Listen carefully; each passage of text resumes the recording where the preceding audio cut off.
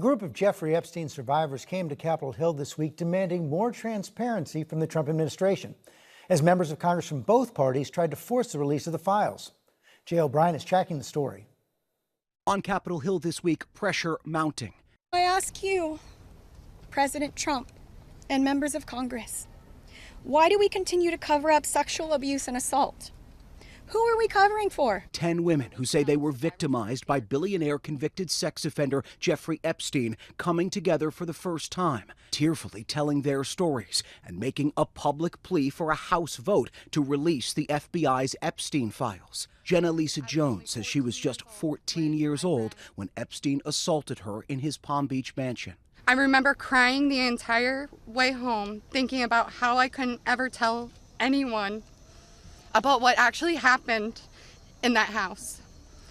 This guy was so rich and had so many pictures with so many famous people, and no one would have ever believed me if I told them.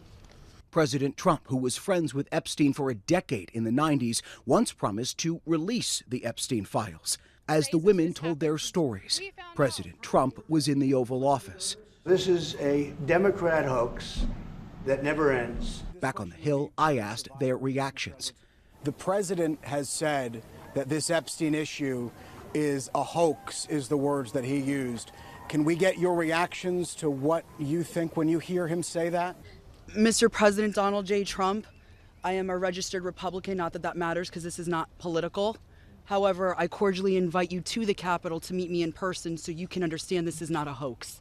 We are real human beings. This is real trauma. The women calling Trump's words devastating, like, quote, being gutted from the inside out. And later sitting down with ABC's Lindsay Davis.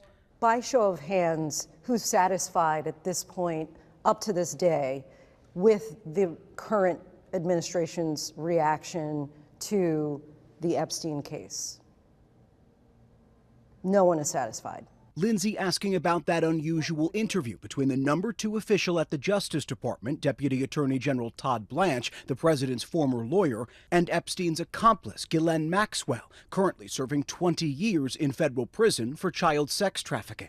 She was 100% involved. She was complicit, she was enabling, she was enmeshed with Jeffrey Epstein. The women throwing their support behind a petition from Kentucky Republican Thomas Massie and California Democrat Ro Khanna to compel a vote to release the Epstein files. Defying the White House, 3 Republicans, including top Trump ally Marjorie Taylor Greene, joining the effort. Speaker of the House Mike Johnson adamantly opposed, citing victim privacy concerns. Some of those Epstein victims said that they don't feel that you and other leaders are doing enough. That's very unfortunate. I think they have been misled. We will follow the truth wherever it leads, and we'll do it as quickly as possible. For This Week, Jay O'Brien, ABC News, Washington.